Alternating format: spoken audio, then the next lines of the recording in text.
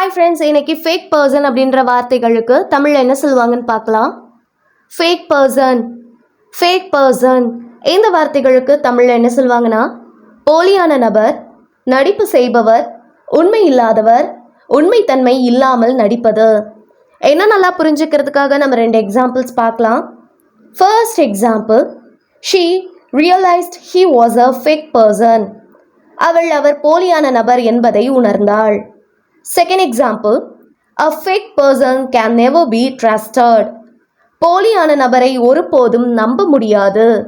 இன்னொரு வீடியோவில் நம்ம வேற ஒரு ஆங்கில வார்த்தைக்கு தமிழில் என்ன சொல்லுவாங்கன்னு பார்க்கலாம். அது வரைக்கும் பை பாய்.